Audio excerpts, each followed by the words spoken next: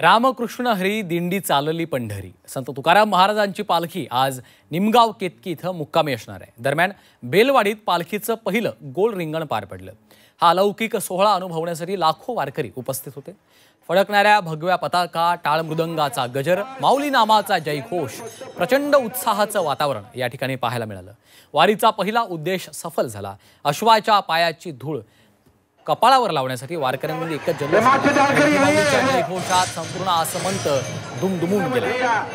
सर्व दिंडीतील सर्व सदस्यांना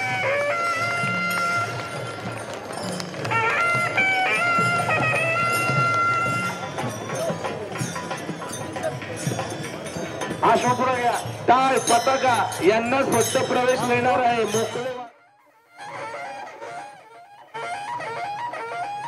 अन्ना तुळशीची प्रदक्षिणा झाल्यानंतर पताका मागचे जाळकरी